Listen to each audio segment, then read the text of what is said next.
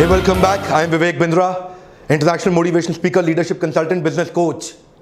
आज तक का जितना भी बिजनेस को लेकर के इंपॉर्टेंट लर्निंग है, पूरा बिजनेस को बिल्ड करने के लिए एक ही वीडियो में सारे लेसन देने जा रहा हूं। एक साल अगर आप कहीं ट्रेनिंग लेंगे ना, वो एक साल की ट्रेनिंग को समराइज करके 10 पॉइंट्स में बताऊंगा। एक स्टार्टअप हो या बड़ा बिजनेस हो, फेलियर के 10 कारण क्या होते हैं। अगर ये 10 चीजें जो मैं बताने वाला हूं आपको, ये अगर ठीक हो गई, आपके बिजनेस में सेफ हो जाएगा, बिजनेस की हेल्थ ठीक हो जाएगी। IBM institute for business value and Oxford economics के हिसाब से 90% इंडियन स्टार्टअप पहले 5 साल में ही खत्म हो जाते हैं। One of the biggest reason is the lack of exact needed innovation. इनको मैं 10 पॉइंट्स में डिटेल में बताने वाला हूं। 2015-16 की एशिया की रिपोर्ट देखें, इंडिया ने केवल 1423 पेटेंट फाइल किए, कोरिया ने 14,600 पेटेंट फाइल किए, चाइना के 29,800 पेटेंट हैं और वहीं जापान 44,200 से ज्यादा पेटेंट फाइल करके एशिया के अंदर स्टार्टअप्स में सबसे आगे निकला है। फोर्ब्स ने मोस्ट इनोवेटिव लिस्ट ऑफ एक कंपनीज निकाली, उसके अंदर 25 टॉप कॉर्पोरेट जहां सबसे ज्यादा इनोवेशन होता है, इंडिया की 25 में एक ही कंपनी आई, Asian paints. Ratan Tata continuously अपना डिससैटिस्फैक्शन पब्लिकली एक्सप्रेस कर रहे हैं। इंडिया में एक्चुअल डिसरप्शन और एक्चुअल इनोवेशन इंडियन व्यापारियों में एग्जिस्ट नहीं करता। अगर आप चाहते हैं कि वो अपने बिजनेस को एक्चुअली बड़ा करें, ये 10 पॉइंट्स जिंदगी भर छाप के प्रिंट आउट लेके हर जगह इसको लगा लें, याद रखें। ये 10 पॉइंट्स आपके लिए मील का पत्थर साबित होंगे। 2015 में इतने खराब एक्सपीरियंसेस हुए कि 2016 की फंडिंग बहुत नीचे चली गई। 2015 में स्टार्टअप्स को फंडिंग मिली $7.5 बिलियन की। वही 2016 के अंदर हमारे स्टार्टअप्स केवल $3.5 बिलियन का फंड ही अट्रैक्ट कर पाए। वो एनर्जी कम हो गई। आज इन्वेस्टर पैसा डालना ही नहीं चाहते, क्योंकि हमारे इंडिया में स्टार्टअप्स को बड़ा करना और मेंटेन बिजनेस को करना आता नहीं है लोगों को। स्टार्टअप के इकोसिस्टम को लेके जो मोस्ट पॉपुलर 10 सिटीज है पूरे दुनिया के अंदर, उनमें इंडिया की किसी भी सिटी का नाम ही नहीं आता। मोस्टली सारी सिटीज अमेरिकन है। नंबर 1 पे सिलिकॉन वैली, 2 पे New York city, Los Angeles, Boston. ये टेल अवीव इजराइल से आती है, फिर London, Chicago, Seattle, Berlin, Singapore. India का कहीं नाम ही नहीं आता। हां, बैंगलोर तो है, लेकिन टॉप सिटीज में नहीं आ रहा। केवल बैंगलोर ही रजिस्टर हो रहा है दुनिया के मैप पे। क्विकली 10 पॉइंट्स लेते हैं। पहला पॉइंट है missing innovation around customers money making model. सारे जितने व्यापारी हैं पहले अपने मनी मेकिंग मॉडल को कैलकुलेट करते हैं, ये नहीं देखते कि उनका कस्टमर का मनी मेकिंग मॉडल क्या होने वाला है। मेरे कस्टमर को एग्जैक्टली सफलता कहां से मिलेगी, मेरे को सफलता कहां से मिलेगी, ये सब कैलकुलेट कर रहे हैं। लेकिन जब तक कस्टमर की सफलता कैसे होगी, उसकी प्रॉफिटेबिलिटी, उसकी लिक्विडिटी, उसकी ग्रोथ, उसकी प्रोडक्टिविटी, उसका ग्रॉस मार्जिन, उसका रेवेन्यू, उसका inventory turnover, cash flow, brand equity, उसका कस्टमर एक्विजिशन और रिटेंशन, और उसकी वेलोसिटी, स्पीड ऑफ ट्रांजैक्शन। किस प्रकार मेरे कस्टमर अपने मनी को लेके ग्रो करते हैं, किस प्रकार मेरे कस्टमर का मनी मेकिंग मॉडल और रिकरिंग रेवेन्यू मॉडल ग्रो करता है। जिस दिन वो समझ में आएगा तो कस्टमर की नीड से मेरी ग्रीड पूरी होगी। पहला पॉइंट, इनोवेशन कैसे आता है। What problem are you solving in your customers life which he cannot solve on his own। Innovation किधर होगा, कस्टमर की नीड पे होगा। ये पहला पॉइंट है। और अगर हम थोड़ा बहुत नीड समझ भी लेते हैं ना कस्टमर की, इंडियन स्टार्टअप्स तो ऐसे हैं जो कॉपी मारने में बड़े तेज हैं। उबर आया, उसके अगेंस्ट ओला खड़ा कर दिया। एयरबीएनबी आया, उसके अगेंस्ट ओयो खड़ा कर दिया। अमेजॉन आया, उसके अगेंस्ट फ्लिपकार्ट खड़ा कर दिया। स्पॉटिफाई आया, उसके अगेंस्ट गाना खड़ा कर दिया। अगर कस्टमर की नीड को समझने की कोशिश भी कर रहे हैं तो वो भी सीधा सीधा अमेरिकन स्टार्टअप्स को एकदम कॉपी मारने की इंडिया में कोशिश कर रहे हैं। अपना बड़ा इनोवेशन अभी तक इंडियन स्टार्टअप ऐसा कोई भी नहीं जो पूरी दुनिया में छा चुका हो। नेक्स्ट पॉइंट है negative cash flow and negative working capital. This is one of the biggest reason एक स्टार्टअप सूख जाता है। क्या हो जाता है, सूख जाता है। उसका जो ब्लड होता है ना, जो एक ऑर्गेनाइजेशन को रन करता है, जो शरीर को चलाता है, वो खत्म हो जाता है। A cheque in hand means nothing. One more time, come on. A cheque in hand means nothing, you need cash. Profit important है, कैश भी इंपॉर्टेंट है। आपको दोनों चाहिए, दोनों अलग अलग चीजें हैं। आपके बुक्स ऑफ अकाउंट में हो सकता है प्रॉफिट आ रहा हो, लेकिन आपकी कैश की पेमेंट डिले होती जा रही है, कस्टमर से, मार्केट से पैसा वापस रिकवरी नहीं हो रही, रिकवरेबल स्लो हो गई, उसको बोलते हैं नेगेटिव कैश फ्लो। हो सकता है बुक्स ऑफ अकाउंट में, आपकी इनवॉइसेस में आपके पास में मार्जिन हो, लेकिन धंधे में कैश रनिंग बिजनेस के लिए वर्किंग कैपिटल चाहिए होता है। फिर आप बार बार फंडिंग एजेंसी ढूंढते हैं और कहीं पे फंडिंग एजेंसी एक लेवल के आने के बाद वो आपको फंड देना बंद कर देती हैं। वो negative cash flow one of the biggest reason हमारे स्टार्टअप्स को बर्बाद करने के लिए। कुछ इंडियन स्टार्टअप जो अभी पीछे बंद हुए, one of the most funded startups जो बंद हुए, उनके मैं नाम बताता हूं आपको, जैसे कि askme.com, Auto Raja, Talent Pad, Fashion Ara, Auto On Cab, Frankly Me, ये सारे अच्छे बड़े फंडेड स्टार्टअप्स थे, खत्म हो गए। पॉजिटिव कैश फ्लो बना के रखिए। जो माल बेच रहे हैं कोशिश करिए पेमेंट एडवांस में या टाइम पे ले सकें। तीसरा पॉइंट है एक्सपेंशन विद नेगेटिव मार्जिन। पिछला वाला था कैश फ्लो के बारे में, यह है मार्जिन के बारे में। अगर ग्रॉस मार्जिन ही नहीं है, बहुत सारे स्टार्टअप्स ने आजकल क्या सोचना शुरू किया, मार्केट को एक्वायर करो, लॉस लीडिंग स्ट्रैटेजी पकड़ो, पूरी मार्केट को एक्वायर करने के लिए सस्ते में माल बेचना शुरू कर दो, वैल्यूएशन बढ़ेगा तो बाद में बाहर से फंड लेके इसको बढ़ा लेंगे। ध्यान दीजिए, अगर शुरू से आपको ये क्लियर नहीं है ना कि आपका प्रॉफिट कहां से आएगा, बाद में मरेंगे पक्का।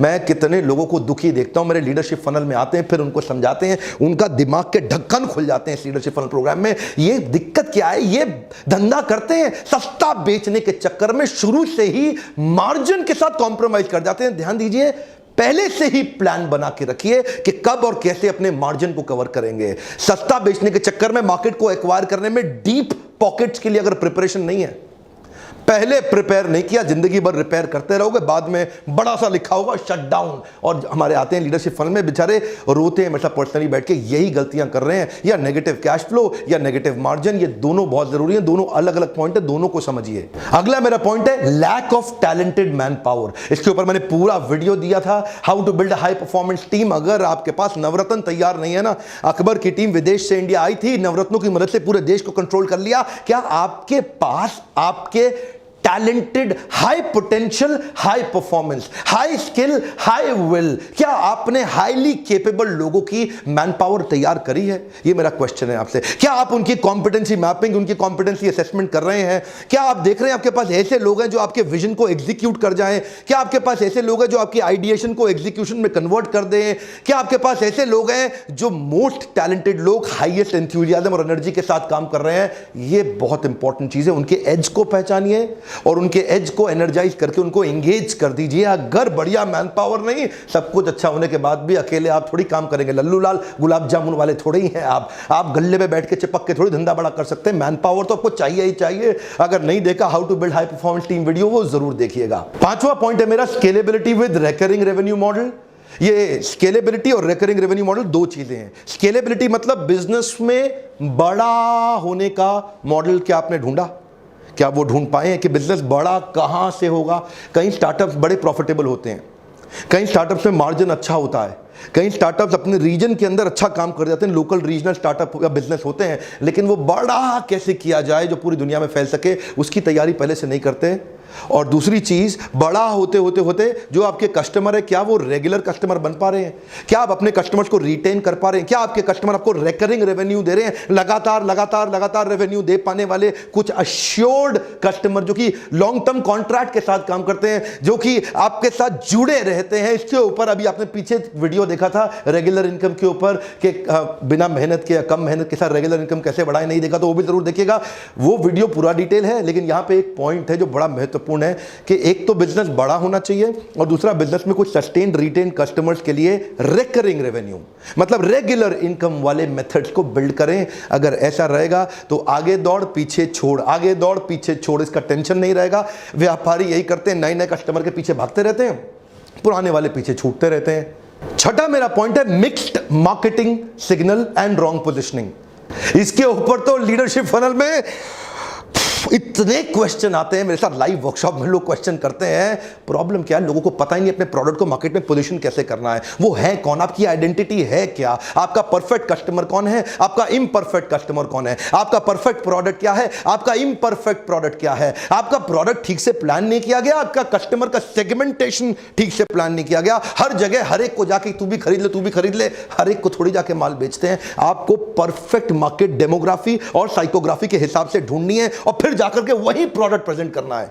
अपना सिंगल सिग्नल ढूंढिए, आप कौन हैं, जिससे आपकी आइडेंटिटी तैयार होगी। क्या आप न्यूएस्ट हैं, क्या आप प्रॉब्लम सॉल्वर हैं, क्या आप बेस्ट हैं, आप मोस्ट कन्वीनियंट हैं, cheapest, best value, most prestigious, maximum feature हैं, या फिर आप मोस्ट रिलायबल हैं। इस प्रकार की कई तरह की पोजीशनिंग होती है। जब आपको पोजीशनिंग पता हो कि आप हैं कौन, आप उसी हिसाब से पैकेजिंग करेंगे, उसी हिसाब से ब्रांडिंग करेंगे, उसी हिसाब से मार्केटिंग करेंगे, उसी हिसाब से प्रोडक्ट को लेकर के मार्केट में प्रेजेंट करेंगे, उसी हिसाब की स्कीम लाएंगे, पॉलिसीज लाएंगे, पीछे बैकएंड की टीम भी उस हिसाब से तैयार होगी। आपकी मार्केटिंग की प्लानिंग ठीक है कि नहीं है, सिंगल सिग्नल दे रहे हैं कि नहीं दे रहे हैं। थम्स अप का सिंगल सिग्नल है, टेस्ट द थंडर, आज कुछ तूफानी करते हैं, एक 4 तूफानी देना भैया, ये बिल्कुल सिंगल सिग्नल है। उनको पता है उनकी मार्केट कौन है और कैसे बेचना है। इसको बोलते हैं प्रोडक्ट पोजीशनिंग। 7वां quick point, releasing product as a laggard. Laggard मतलब ये लेट लतीफ है भैया, प्रोडक्ट लेके बाद में पहुंच रहे हैं मार्केट में, पूरी मार्केट अब सैचुरेट होने को आ गई, ये बेचारे लास्ट में आ रहे हैं, अरे ये तो मार्केट में चल रहा था, मैं भी ले आता हूं, मेरा भी खरीद लो, मेरा भी खरीद लो। फिर डिस्काउंट देते रहना, उसके बाद बैठ करके स्कीम चलाते रहना, मार्जिन कम करते रहना, उधारी देते रहना, अपने धंधे को खत्म कर लेना। आपके धंधा, आपका बिजनेस कितना सेफ है, इस पर डिपेंड करता है कि आप प्रोडक्ट की टाइमिंग ठीक है, क्या आप मार्केट के अडॉप्शन कर्व को पहचान पा रहे हैं। One of the biggest reason product late आने के बाद में बेचारा स्ट्रगल ही करता रहता है, यार कोई खरीद नहीं रहा है, कोई खरीद नहीं रहा है, बढ़िया कस्टमर नहीं मिल रहा, कस्टमर तंग कर रहा है, कस्टमर मेरे कॉम्पिटिटर के पास चला जाता है, कस्टमर उधारी मांगता है। इस पे तो बहुत डिस्कशन करते हैं मेरे पार्टिसिपेंट आके मेरे साथ। हम पूरी एंटरप्रेन्योरशिप आपको सिखाना चाहते हैं इस छोटे से समरी वीडियो के माध्यम से। 8वां पॉइंट है, save yourself from getting out competed. आपने अच्छा बिजनेस तो शुरू कर दिया, लेकिन आपका कॉम्पिटिटर आपको ध्यान से देख रहा है, ये आदमी कर क्या रहा है, उसकी पूरी नजर है आपके ऊपर, उसकी चील की तरह पहनी नजर है आपकी हर चाल के ऊपर, वो पोकर की तरह चुपचाप खड़ा होकर के देख रहा है आपको, ये आदमी कर क्या रहा है। पहले से तैयारी करके चलना है। आपने एंट्री बैरियर का मेरा वीडियो देखा था, मैंने वहां कुछ पॉइंट शेयर किए थे। Intellectual property right, patent and licensing या प्रोप्राइटरी टेक्नोलॉजी, आप कुछ ऐसी प्लानिंग करके चलिए जो फिर आपके कॉम्पिटिटर के पास राज खुलने नहीं चाहिए। कोशिश करिए अपनी ब्रांड इक्विटी अच्छी करने की, या फिर सोर्सिंग, अपने माल की इतना सस्ता खरीद लीजिए, इकोनॉमीज ऑफ स्केल बिल्ड करके इतना सस्ती परचेजिंग कहीं से उठा ला जाए तो कॉम्पिटिटर बेचारा सोच ही ना पाए, यार ये माल इतना सस्ता बेच कैसे रहा है, उसको पता ही ना लगे। कई तरीके हैं, आपको ये नाव में सारे बैठे हैं और ये एक आगे निकल गया और बीच में बैरियर खड़ा कर दिया, रेड ओशन से ब्लू ओशन। क्या आप अपने बिजनेस के अंदर शुरू से एंट्री बैरियर की प्लानिंग करके चले हैं? ध्यान देना, जो 10 पॉइंट बता रहा हूं ना, इनमें से किस किस में आप वीक हैं वो लास्ट में आपको प्लान करना होगा। दोबारा से वीडियो को सुनिएगा, 2 3 5 4 5 6 7 8 बार इस वीडियो को सुनिए, ताकि आप ये समझ सकें कि इन 10 में से कौन से पॉइंट्स में आप कमजोर हैं। अच्छा बिजनेस करने के बावजूद भी कई बार डर इस बात का होता है कि कंपटीशन, आपको कहीं बड़ा सा कंपटीटर आके आपको बाद में खा ना जाए। तो ये जो एंट्री बैरियर का वीडियो था, वो पूरा वीडियो देखिएगा, वो डिटेल में है। 9वां पॉइंट बड़ा आउटस्टैंडिंग है, missing the process of converting feedback into a feed forward. Customer आपको फीडबैक देता है, आप उसको फीड फॉरवर्ड में कन्वर्ट नहीं करते। कस्टमर आपको अपने एग्जिस्टिंग प्रोडक्ट के साथ परेशानियां बताता है, आप सोचते हो यार ये डिस्काउंट मांग रहा है इसलिए कर रहा है। सिग्नल दे रहा है कस्टमर, क्या दे रहा है? Signal. Complain is a gift, catch it, come on, complain is a gift, catch it. Complain को कैच करिए, देखिए वो सिग्नल होता है। He wants to be with you, but only thing that he is expecting is, यार थोड़ा सा अपने आप को बदल ले, मैं तेरे साथ रहना चाहता हूं। इसका मतलब उसके प्रोडक्ट में, आपके प्रोडक्ट में उसको कुछ तकलीफ आ रही है, कह रहा है थोड़ा सा चेंज ले आ, I want to be with you, that's called Complan. Complan का मतलब क्या है? वो आपके साथ रहना चाहता है। अगर वो कंप्लेन नहीं कर रहा, वो बड़ा डेंजरस है भाई। कस्टमर आपको कंप्लेन ही ना करे, चुपचाप आपके कॉम्पिटिटर पे जाकर शिफ्ट हो जाए, आपको बिना बताए, वो ज्यादा डेंजरस है। कंप्लेनिंग कस्टमर बहुत बढ़िया होता है, कंप्लेनिंग कस्टमर को गले लगा लो, ये आपको बचा लेगा। Converting the feedback into feed forward, इसको बोलते हैं पिवॉट, बाउंस बैक करते हैं ना, पिवॉट, नया चेंज लाना। पहला प्रोडक्ट केवल ट्रायल के लिए होता है, एक बार और याद रखिएगा, पहला प्रोडक्ट केवल ट्रायल के लिए होता है। Your first product is never your final product. कई इंप्रूवमेंट साइकिल लाने पड़ते हैं, फीडबैक को फीड फॉरवर्ड में कन्वर्ट करिए, नहीं तो शुरुआत तो अच्छी हो सकती है, बाद में उड़ जाएंगे। 10वां amazing point, business model of building complete ecosystem. Business model of building complete ecosystem. ये इकोसिस्टम कैसे है, क्या मतलब होता है इसका? इसका मतलब है जीव जीवस्य जीवनम। एक जीव अपने जीवन के लिए दूसरे जीव पर निर्भर होता है, एक जीव दूसरे जीव पर निर्भर है अपने जीवन के लिए, इसको बोलते हैं जीव जीवस्य जीवनम। ये एक वेब बन जाता है बिजनेस में। आइसोलेशन में, अकेले में ना करें काम, पूरी सोसाइटी कम्युनिटी के साथ मिलके इकोसिस्टम तैयार करें। जैसे कि फेसबुक एक इकोसिस्टम है बहुत बड़ा, अगर फेसबुक चला गया ना दुनिया से, अचानक पूरी दुनिया में तहलका हो जाएगा। जैसे कि YouTube एक बड़ा इकोसिस्टम है, इसमें कितने हजारों लाखों करोड़ों लोग इन्वॉल्व हो चुके हैं YouTube के अंदर। YouTube को बनाने और कंज्यूम करने दोनों में बहुत बड़ा इन्वॉल्वमेंट है। पेटीएम हमारे देश में आने वाला एक और बहुत बड़ा इकोसिस्टम होगा। Amazon एक बहुत बड़ा इकोसिस्टम है। गूगल का एंड्रॉइड कमाल का इकोसिस्टम है। गूगल ने एक प्लेटफॉर्म क्रिएट किया जहां पे एप्लीकेशन बनाने वाले लोग आके फ्री में एंड्रॉइड का एप्लीकेशन अपना डालते रहते हैं। बेचारे मोबाइल हैंडसेट मेकर्स के लिए मजबूरी हो गई, क्योंकि अब एंड्रॉइड का इतना बड़ा प्रेजेंस है मार्केट में, तो वो एंड्रॉइड कंपैटिबल मोबाइल ही बनाते हैं। अब वो एंड्रॉइड कंपैटिबल मोबाइल बनाते हैं तो एंड्रॉइड पे और ज्यादा एप्लीकेशन आती हैं। अब ये सबका फायदा किसको हो रहा है? गूगल को, क्योंकि उसने अकेले में काम नहीं किया, उसने दुनिया को अपने साथ जोड़ लिया।